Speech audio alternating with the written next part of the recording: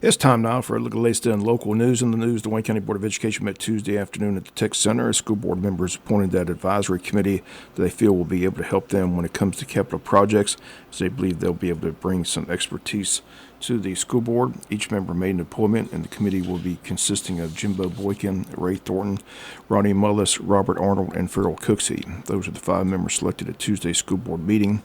Interim School Superintendent Tony Williams at the meeting as she began her position as interim school superintendent on September 18th. WIFO-FM had a chance to meet with her on Tuesday afternoon in her office, had this conversation with her about being the interim school superintendent. Here at School Superintendent Tony Williams, and just curious, you've been on the job several days now, so what's the first thing you did when you came to your office? You go to the schools and meet with principals, or what's the first item of business? The first item of business, I met all the central office staff the first morning. Then the next 3 days were spent visiting all the schools and meeting with all of the principals and getting to know them, finding out what their goals and priorities are for this school year, and those conversations went really well. Well, all these people you already know because you've been in the system for a while, so I'm sure it was seeing a lot of familiar faces. There are a lot of familiar faces, but there are a lot of new faces too. A lot of new people that I have not met. I did go to Martha Puckett's staff meeting yesterday and introduce myself to their staff, and I have staff meetings scheduled at all of the schools so that the teachers can put a face with a name. I want to go back to the meeting that you gave the report. I played a lot of it on my newscast. I told anybody that's interested in the school system they really need to go look at the report because there's a lot of detailed information in there. But you asked, Todd Wise asked a question, were you given all the information you requested? You said no. He didn't ask the follow-up question, who didn't give you the information? I think we all know the answer. You can pass go, collect $200, but I'm just wondering, have you got a chance to seek that information that you were looking for? I do have access to all the systems so that I can dig in now and find some of that information myself. I have not had conversations with every director here at the board office so far, but a few of them I have, and we're moving in the right direction now. Did you find anything that's really surprising? I did not. I have not. No, sir. So how does it feel being interim superintendent? Like I said, you have it now to the end of June. What are some of your goals between now and then? What would you like to see done? I want to build a bridge between the community and the school system, hopefully restore their faith in our district, and get our finances in order, and just make sure that we're doing what our goal is to give the students the best education they can get. How soon can you think you can get the finances in order? Because that seemed to be the issue. Well, we're still closing out the FY24, and so my goal is to review those records very thoroughly, and then we're going to work really hard on the next year's budget, the FY26 budget. Probably have some new processes and procedures for that. We are monitoring the expenditures now, and of course, we got some new capital projects that are going to begin probably in the next several months. So, just keeping my finger on those as well. You think that advisory committee will help? I do. I think that they're going to give us a lot of good input because they all have a level of expertise that some of us don't have. So I think we're going to have some good conversations. Okay. Well, again, we're wishing you the best of luck. Thank you so much. And once again, those comments of interim school superintendent Tony Williams, now on the job for the Wayne County school system. Personnel always part of the agenda at board meetings after executive session. Here is the list of personnel approved on Tuesday. Personnel recommendations: certified recommendation, Malachi Young, Arthur Williams Middle School. Certified resignation, Tara Wright, Arthur Williams Middle School. Classified recommendation, Jeremy Jackson, Martha Ross Smith Elementary. Classified transfer, Nehemiah Gallagher from Wayne County High School. School food services, Jesup Elementary School food services. Classified resignations, Lena Finn, Martha Ross Smith Elementary. Wesley Woods Maintenance, Malachi Young, Jesup Elementary, and Stephen Young Transportation retiring. That's a look at your school board meeting from Tuesday. We'll be back with more news after this word from our sponsor, the commercial messages, so please stay tuned. EMA Director Donnie Ray keeping us up to date with the storm Helene, which has developed into a hurricane expected to hit landfall Thursday afternoon in the state of Florida. Florida School Superintendent Tony Williams says a decision will be made sometime today regarding school on Thursday, and as soon as we receive any word about school, we'll pass that information along.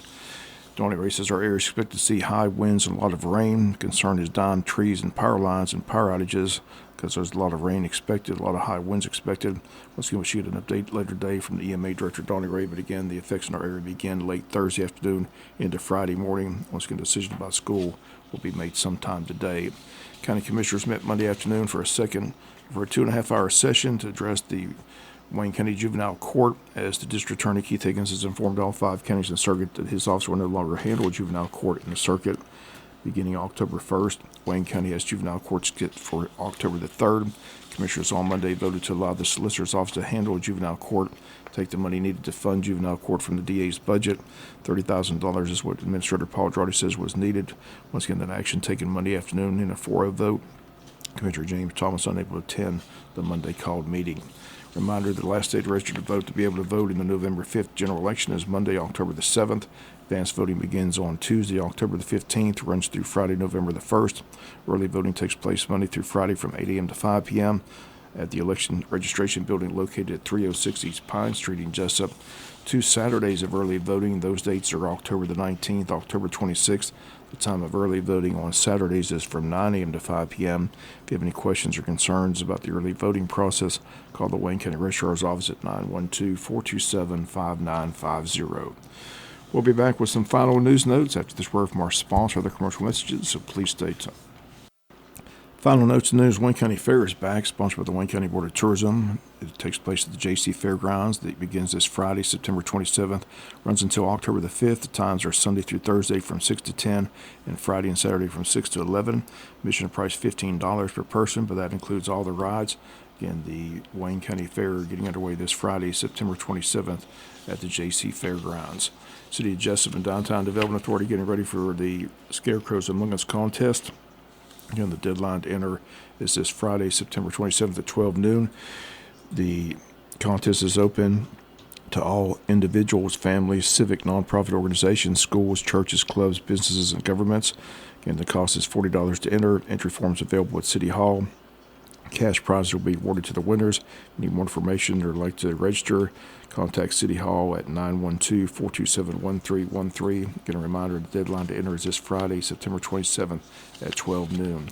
City of Jesup Downtown Development Authority also excited to announce that nominations are now being accepted for the Grand Marshal of this year's Christmas Parade, scheduled for Friday, December the 6th. Special opportunity to recognize individuals who have made significant contributions to the community. They invite community members to nominate candidates who have demonstrated strong involvement in Jesup, shown leadership, and contributed positively to the quality of life in our city. Nomination forms are available on the website www.jesupgeorgia.gov, where you can pick up a nomination form at City Hall.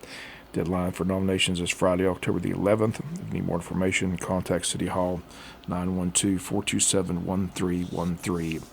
The month of October is Breast Cancer Awareness Month, and the City of Jesup and Wayne Memorial Hospital is hosting that pinking of the city fountain on Tuesday, October 1st. Program begins inside Jesup Depot Community Room with refreshments. City Manager Nick Ellis will provide the welcome, introduce the 2 speakers. 2 of the guest speakers will be Deborah Wynn and Angie Sturgill, breast cancer survivors. After closing remarks by radiologist Dr. Tyler McKinnon, crowd will gather outside the fountain for a group picture and pinking of the fountain. And the public invited to attend, encouraged to wear pink. The date Tuesday, October the 1st. And the Chamber of Commerce once again presenting the state of Wayne County. Quarterly membership luncheon scheduled for October 24th from 11 to 1 at Coastal Pines Technical College. Guest speakers that day will be County Administrator Paul Drawdy, along with the 3 mayors, Jesup Mayor Ralph Hickok, Soda Mayor Greg Leggett, Scriven Mayor Jason Weaver. Tickets available at the Chamber of Commerce, $30 for members, $40 for non-members. Need more information, contact the Wayne County Chamber of Commerce, number 912-427-2028. That's going to do it for the latest in local news. Sports comes your way in a few minutes. Bob Morgan said, have a great day.